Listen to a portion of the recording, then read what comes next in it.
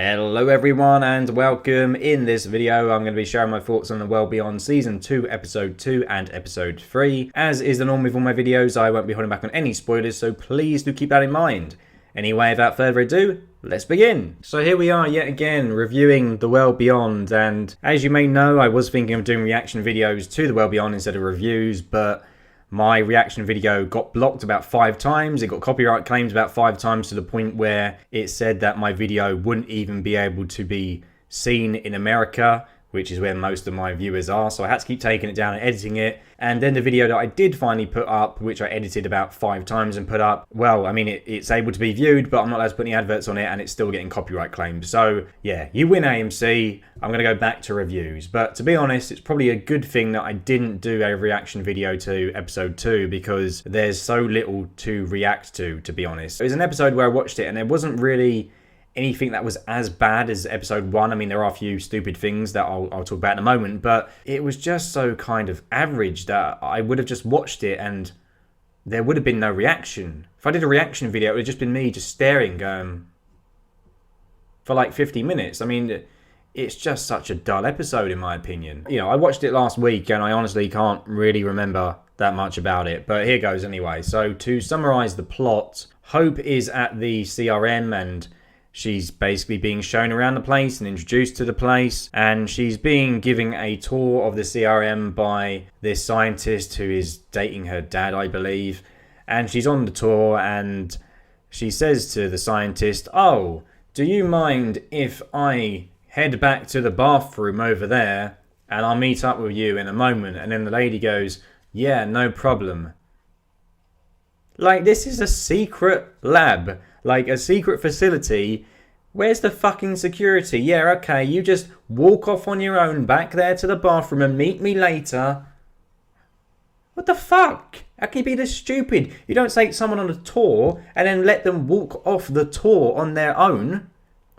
Who does this? Next up we have Silas, who is at some yard and his job is to clear walkers with the rest of the guys there. And it turns out that this yard has some kind of speaker system in place, and I think they said they play it, I don't know, every week, every couple of weeks to attract as many walkers as possible, and it's their job to clear them. And they're doing this in some kind of joint effort with other locations throughout the country, throughout the world, I don't know. But apparently there's a lot of these locations where they're just trying to attract walkers and try to clear as many of them as they can in the hope of kind of getting the numbers down. And you know what, I didn't actually mind that. I thought that was an okay concept. I didn't mind this part of the episode. And finally, Felix, Iris and Will head back to the perimeter, and they then hide behind a curtain as the CRM lady, Queen Elizabeth, comes in and tries to look for them. Yeah, and this scene kind of made me laugh as well, because when the CRM vehicles arrive, you know, at the perimeter, they arrive on the distance, all the characters run and start hiding, Iris and all that lot start hiding. And then Iris notices that her notebook has been left on the side, and her notebook has the CRM logo on it, because I think it's actually like the CRM's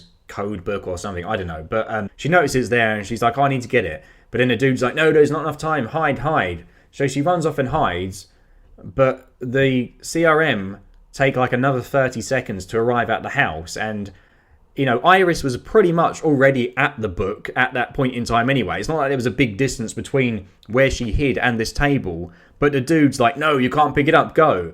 Like, why didn't she just pick up the book? She had so much time to get the book.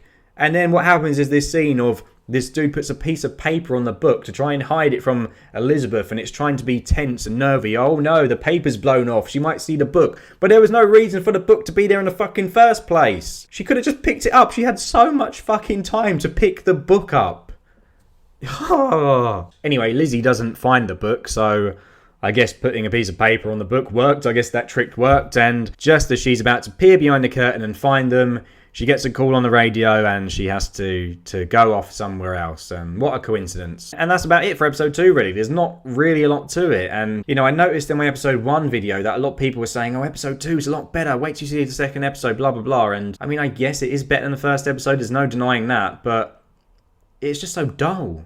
Like, at least the first episode, I could kind of find entertainment in how bad it was. But I mean, episode 2, there's a few, you know, silly, dumb moments. But apart from that, it was just kind of meandering around with characters just talking and not really doing anything. And like I said, there's so little really for me to talk about. It was just such a boring episode, in my opinion. So Let's move on to episode 3, which I do actually have more to say about, so let's move on.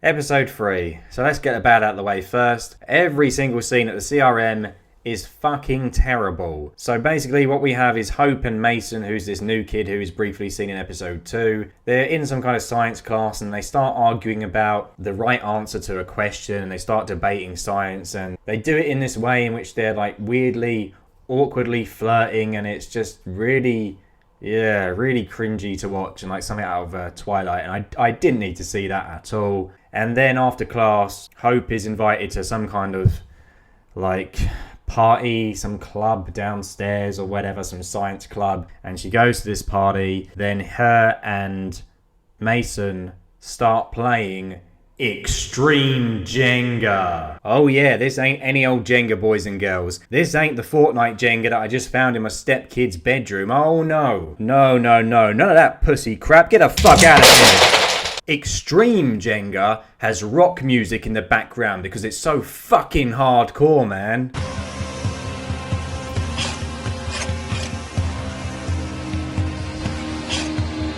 Some of the blocks, well, they even have forfeits on them. Like this one, which says, pull out a block blindfolded. No way! Yes way. Yes way. You can't handle the fucking Jenga. You want to know who the baddest motherfucker in all the land is? That's right, it's Hope, because she pulls that forfeit one out and she's like, yo, give me the blindfold, man. Someone hand me a blindfold. And she puts that blindfold on and then she pulls the block out and she doesn't even break the tower. Badass. Jesus Christ, I need to calm the fuck down, and now I've got to tidy these blocks up. Should really think about my jokes before I make a mess everywhere. Anyway, it's fucking shit. It was really painful to watch. Like, what was the point of this scene? Who thought this was a good idea? To put, you know, a scene of them playing Jenga and trying to make her look cool. Like, yeah, man, give me the blindfold. Like, oh, for fuck's sake. It just reminded me of some of the worst scenes in episode 1, you know, the scenes of Silas and Iris dancing and, you know, other scenes like that which just made me want to slip my wrists. So, yeah, it was really bad. Hope is also suffering from PTSD this episode, and when the Jenga block falls, she's reminded of some ties falling, which happened in last season when they're at that place. I can't remember what it's called, but they had a weird name for it. I can't remember it. Anyway, yeah, they're at the tyre yard and the tyres fall over and they get tapped by walkers, blah, blah, blah. And it reminds her of that. And I don't know, but I think that this is something in which this episode in particular does far too often, in my opinion. You know, there's a lot of scenes where characters are like looking into the distance and not saying anything, and it'll play a scene from last season, you know, and as to kind of show like the trauma that they've been through. And I mean, I get maybe not a lot of people watched the first season, and maybe this is for the benefit of those who didn't watch last season and who have jumped on board this season, but I don't know. I think I can understand flashbacks when there's a big time skip, but last season I think ended like last October, November, so do you really have to keep showing scenes that we only saw a year ago in flashbacks? I don't need to see these clips of last season over and over again. I mean, it was only watched it last year.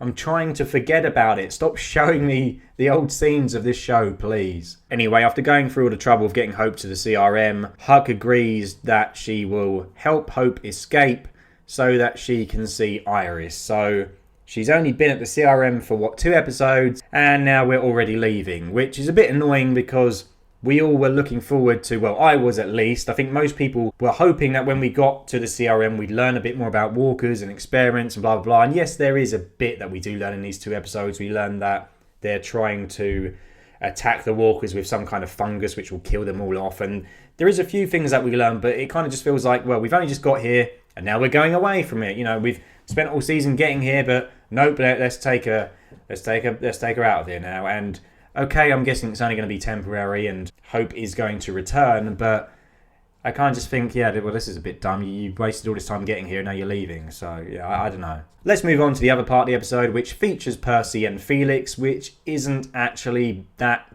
bad. I can't believe I'm saying this. I actually didn't mind this part of the episode. So Elton and Percy are travelling and the two get hungry, and then they spot this couple, well, this boy and girl who've got this camp, and they see that they've got food. And Elton wants to just go over and talk to them and ask them nicely for food. But Percy, being, the more streetwise, the dude who's been out on his own for longer, he basically just wants to steal the food from them. And I liked that these two had a different opinion as to what to do, because, it would have been much more boring, in my opinion, if they were both like, yeah, let's just go over and be nice. So I like that there was actually a bit of conflict here, and Elton had one opinion, Percy had the other, and basically what happens is that Elton still doesn't agree with, or Percy rather, still doesn't agree with Elton, going over and just asking for food, but he says, look, if you want to do it your way, fine. I think you're an idiot, but whatever. Go ahead and ask them for food. So Elton goes over and asks these two for food whilst Percy waits back, and basically he has a nice little chat with these two. The two agree to give him some food, and whilst they're agreeing to give him food, Elton notices that Percy is stealing all their food in the background. So of course these two characters then think that Elton is in on the con as well, and they think that he was just talking to them so he could distract them too whilst Percy stole the food, but in fact Elton had no idea Percy was going to do that. And then what happens next is that Elton and Percy run away and these two characters give chase. And what follows, ladies and gentlemen, is the only time so far in The World Beyond that I've actually laughed at a joke. And I've actually laughed at the show, not because it's so bad, but because the show actually made me laugh because it was funny. So what happens next is that Percy and Elton are running away from these two characters through the woods, and the girl, I can't remember her name, she launches an axe at Elton. It narrowly misses him and hits the tree next to him, at which point Elton looks at it and goes, oh holy shit, they're only turnips, because that's what they stole from them, just turnips. And you know what? I actually laughed. I was like, this is actually a decent set-up joke. I mean, it might not be funny to a lot of people, but I was like, you know what? I'll give you that one. I'll give you that, The World Beyond. It had a decent setup. It was funny. It had a good payoff. I actually found that entertaining. I liked that. And I'll try and show the clip in this video if I can. But if it's not in this video, then it's because those fuckers at AMC have copyright claimed me again. But I'll try and put it in for you. Because, yeah, it's the only time the show's actually made me laugh. And not laughing at it because it's bad, but laughing, yeah, this is funny. Holy shit, they were turnips!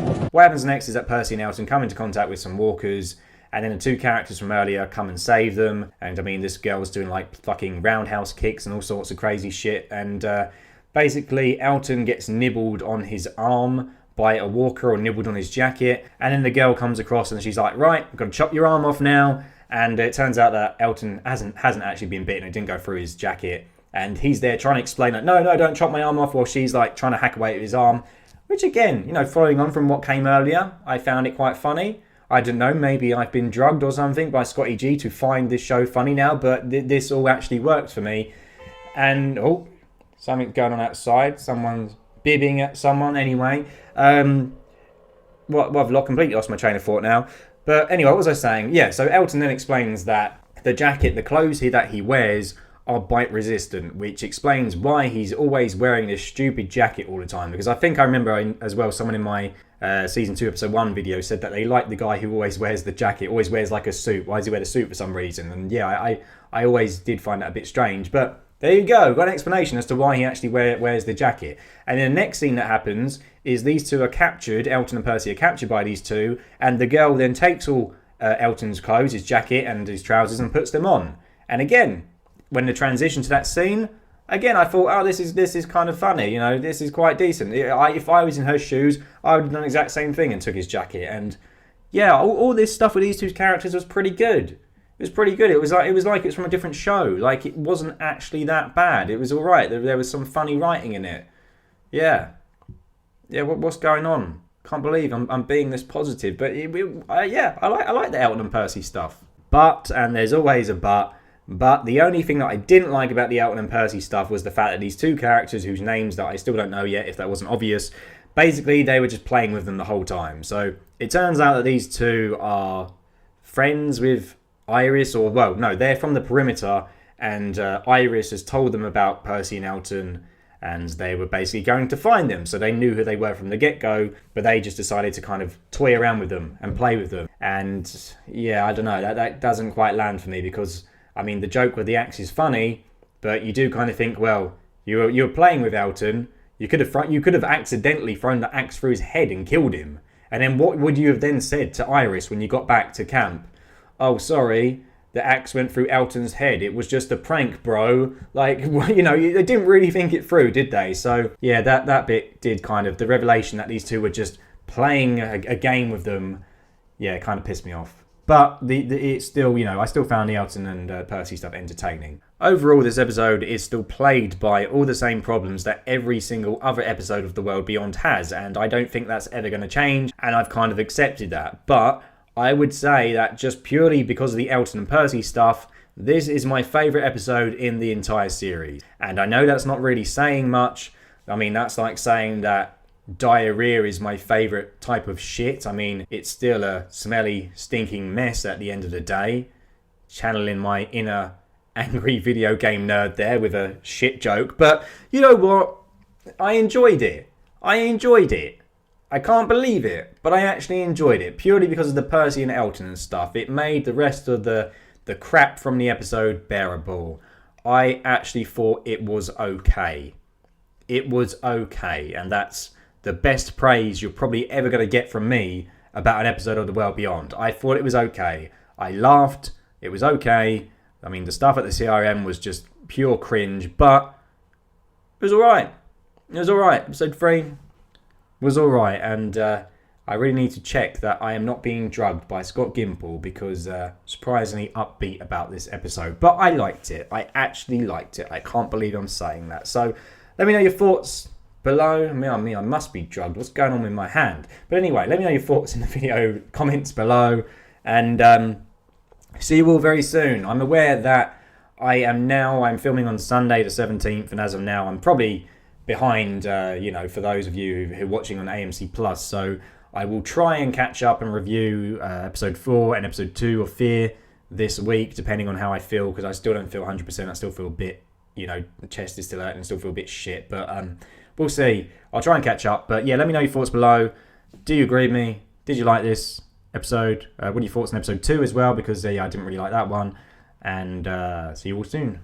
Bye. Can't even wave. I'm definitely drugged up.